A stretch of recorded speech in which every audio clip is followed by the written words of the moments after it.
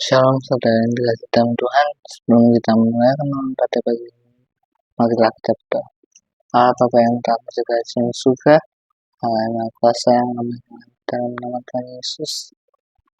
Terima kasih Bapa, kami bersyukur atas segala nikmat pada pagi hari ini Tuhan. Dari semalam kami beristirahat dan kembali pada hari ini melakukan setiap aktivitas kami yang berada sehat dan Bapa, sebentar kami renungan Tuhan adalah Engkau yang buka mata hati dan pikiran kami Tuhan. Bergerak kami Tuhan untuk meresapi Tuhan dan juga melakukan firman-firman Tuhan. Itu salah Roh Kudus-Mu Tuhan untuk menyingkapkan setiap selubung-selubung yang menutupi pengetahuan kami akan Engkau. Apakah kami menjadi saksi dan alatmu dimanapun berada. Hanya di dalam nama Tuhan Yesus kami berdoa dan mengucap syukur. Amin.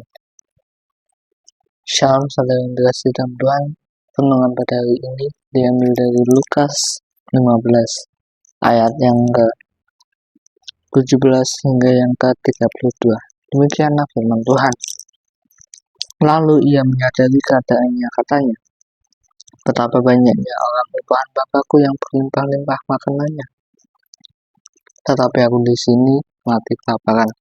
Aku akan bangkit dan pergi kepada Bapakku dan berkata kepadanya, Bapa, aku telah berdosa terhadap surga dan terhadap Bapa. Aku tidak layak lagi disebutkan anak Bapa. Jadikanlah aku sebagai salah seorang upahan Bapa. Maka bangkitlah ia dan pergi kepada bapaknya. Ketika ia masih jauh,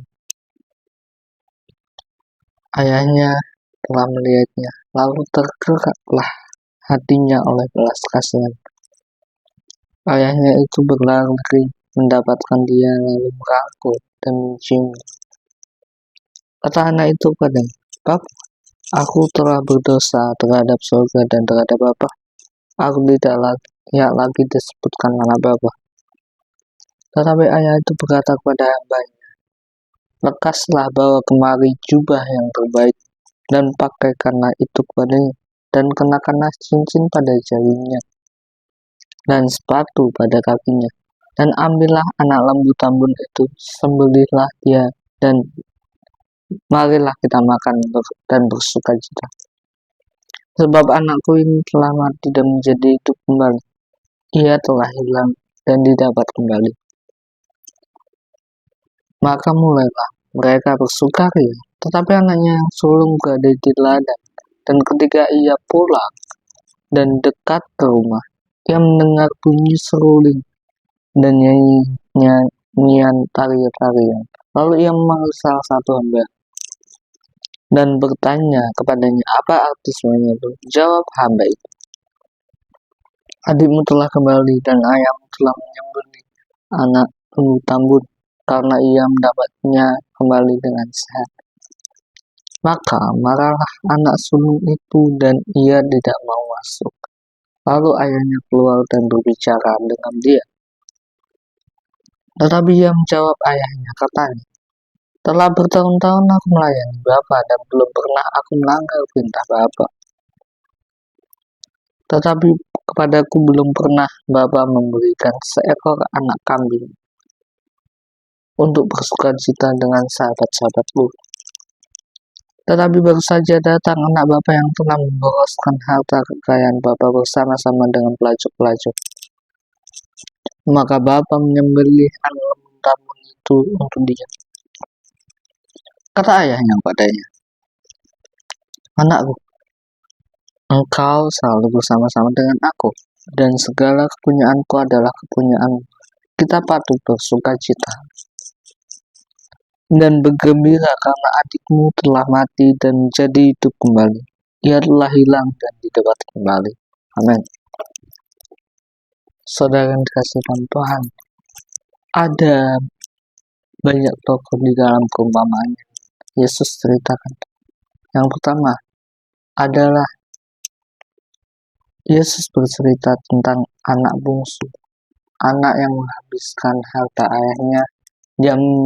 Dia bilang pada bapaknya, dia yang bekerja ke sebuah kota, dan dia meminta uang dari bapaknya. Tetapi pada kenyataannya, dia justru foya-foya dan menggunakan uang itu untuk membeli keperluan yang tidak dibutuhkan.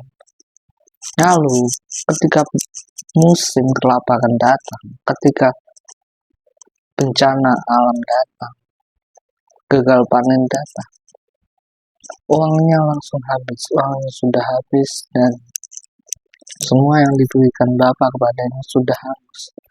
Dia tidak punya apa-apa. Dia bekerja kepada penjaga babi, peternak babi, dan ketika dia lapar, dia hanya bisa makan dari makanan sisa babi itu.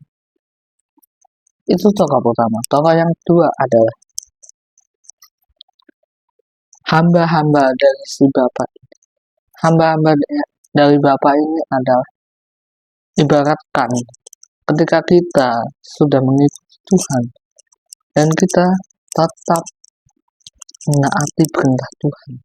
Apa yang dikatakan Bapa, apa yang dikatakan Tuhan, kita turut melakukan firman itu, kita turut melakukan apa kehendak. Itu tokoh kedua. Tokoh yang ketiga adalah anak yang sulung. Dikatakan di dalam 28 ayat 28, maka marahlah anak sulung itu dan ia tidak mau masuk. Lalu ayahnya keluar dan berbicara dengan dia. Dilanjutkan ayat 30. Tetapi baru saja datanglah Bapa yang telah memboroskan harta kekayaan Bapa bersama-sama dengan pelacur, maka Bapa menyembelih anak lembu tambun itu untuk dia. Amin. Sulung ini adalah ibarat ketika kita sudah bersama-sama dengan Yesus, sudah mengikuti Yesus, sudah mengikuti Tuhan, sudah menjadi orang Kristen, tetapi kita masih menganggap diri kita sebagai hamba, bukan sebagai sahabat Tuhan, bukan sebagai anak-anak. Bedanya apa sih? Bedanya hamba dengan sahabat, dengan sebutan anak itu. Tuhan Yesus pernah berkata, maka sekarang kamu bukanlah hamba lagi, tetapi sahabat-sahabat. Amin. Itu artinya apa? Jika kita mengatasnamakan diri kita sebagai hamba dari Bapa, itu artinya kita menganggap bahwa Tuhan itu seolah-olah menyuruh kita, seolah-olah memberikan kita tekanan, seolah-olah memberikan kita kesusahan, memberikan kita masalah. Padahal kita harus menetapkan status kita itu sebagai anak-anak Tuhan. Yang artinya apa? Ketika ada masalah, ketika ada kesusahan, ketika ada pencobaan, kita datang kepada Allah dan bukan menyalahkan Allah. Terkadang kalau ada masalah, terkadang kalau ada pencobaan, kalau ada berbagai salib yang kita tanggung, kita justru cenderung menyalahkan. Oh, ini salah Tuhan kok. Tuhan kenapa kayak gini? Tuhan kenapa doa saya tidak terjawab? Amin. Itu anak sulung. Dan anak sulung ini ibaratkan ketika kita sudah bekerja, sudah mengikuti Tuhan Yesus, sudah dibaptis secara Kristiani, tetapi kita justru merasa diri kita paling benar. Amin. Dikatakan di ayat 29, tetapi ia menjawab ayahnya, katanya, telah bertahun-tahun aku melayani Bapa dan belum pernah aku melanggar perintah Bapa, tetapi kepadaku belum pernah Bapa memberikan seekor anak kambing untuk bersuka cita dengan sahabat-sahabat. Amin. Ini adalah dalam situasi ini, anak sulung ini menganggap bahwa dirinya sudah melayani Bapa, dirinya sudah benar-benar memberi yang terbaik kepada Bapa. Padahal jawaban Bapa simpel. Kata ayahnya kepadanya, "Anakku, engkau selalu bersama-sama dengan aku dan segala kepunyaanku adalah kepunyaan." Amin. Ini bahwa Tuhan Yesus itu tidak minta apapun dari kita. Amin. Tuhan Yesus sebenarnya tidak butuh banget kita. Tetapi Tuhan Yesus mau menyelamatkan kita daripada dosa. Amin. Apa hubungannya? Tuhan tidak butuh pelayanan, tidak butuh persembahan yang banyak, tidak butuh kita berpengetahuan Alkitab tinggi atau punya standar rohani yang tinggi, punya jabatan rohani yang tinggi. Enggak. Tuhan Yesus hanya bilang, "Aku datang bagi orang yang berdosa, bukan bagi orang yang benar. Aku datang untuk melayani, bukan untuk dilayani." Amin. Jadi, pokok utama dalam renungan ini adalah yang pertama, Bapa itu ibarat Tuhan, Tuhan Yesus. Tuhan yang tidak minta apa-apa. Selama kita masih di dalam Tuhan, selama kita masih mengikuti Tuhan, selama kita mau bertobat, selama kita mau berserah sama Tuhan akan datang. Dikatakan di ayat yang ke 19, ayat yang ke-20. Maka bangkitlah ia dan pergi kepada bapaknya. Ketika ia masih jauh, ayahnya telah melihatnya. Lalu tergeganglah hatinya oleh belas kasihan. Ayahnya itu berlari mendapatkan dia, lalu merangkul dan mencium. Artinya apa? Tuhan Yesus mencari domba-domba yang hilang, mencari siapa saja yang mau bertobat dan berbalik kepadanya. Amin. Tuhan tidak meminta persembahan, tidak meminta pelayanan yang bagus, tidak meminta puji-pujian yang bagus. Ya memang itu diperlukan. Tetapi yang Tuhan minta, yang paling utama adalah kedekatan hati kita sama Tuhan. Amin. Bagaimana ketika kita jatuh dalam dosa, kita langsung bertobat sama Tuhan, kita minta ampun sama Tuhan. Ketika kita jatuh dalam pencobaan, kita langsung datang pada Bapa.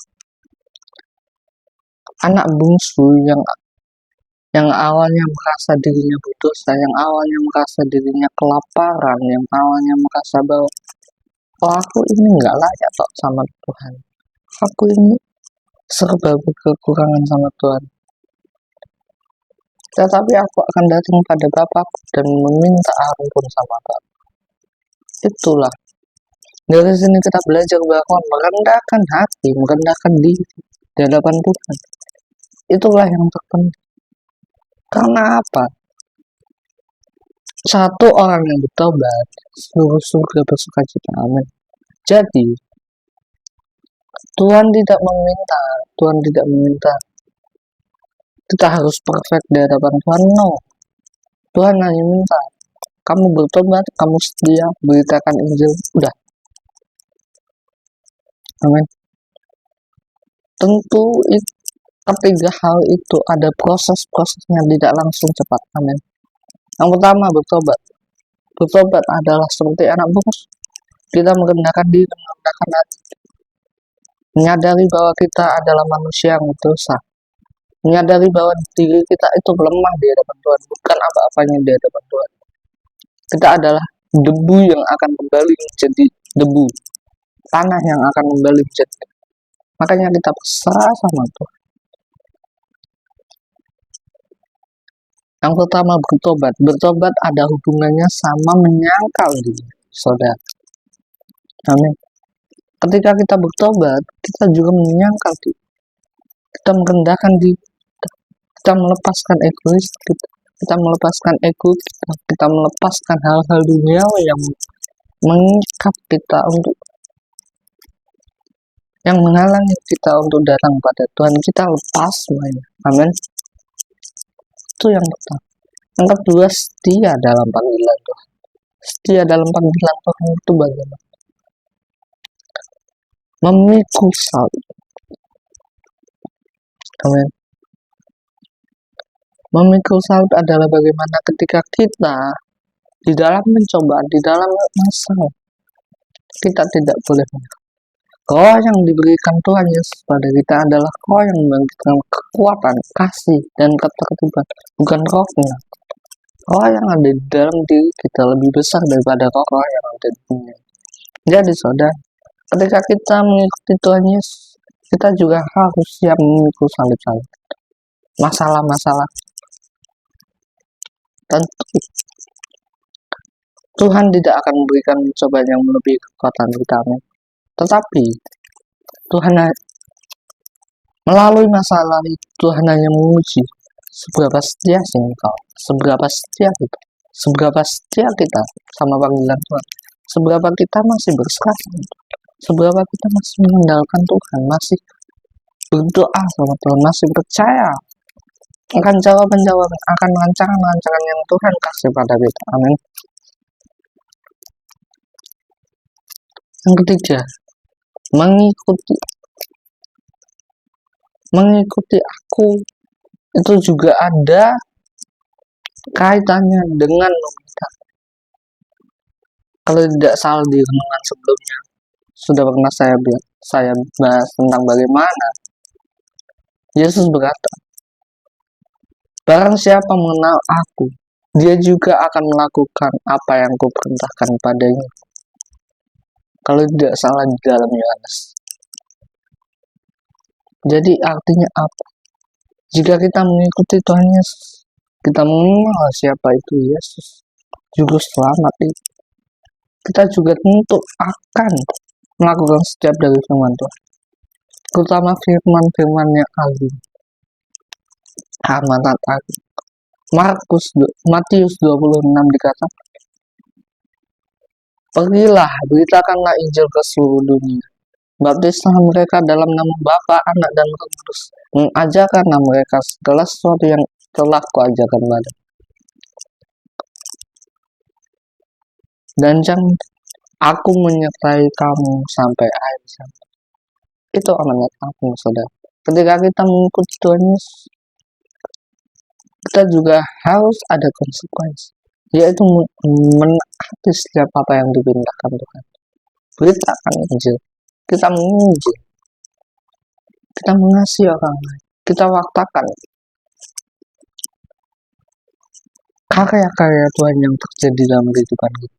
Kita beritakan, saudara. Amin. Jadi ada 3 tokoh yang terpenting dalam renungan hari ini yang menjadi pembelajaran bagi kita. Yang pertama adalah anak bungsu. Kita juga harus menjadi anak bungsu walaupun kita jatuh dalam dosa. Tuhan berkata di dalam Yeremia, walaupun dosamu semerah kain, akan menjadi putih seperti kain, seperti bulu domba. Amin. Walaupun kita jatuh sejatuh-jatuh, kalau Tuhan yang menebus, kalau kita berserah sama Tuhan, Tuhan pasti angkat. Amin. Yang kedua, kita jangan seperti anak sulung. Jangan seperti anak sulung adalah artinya apa?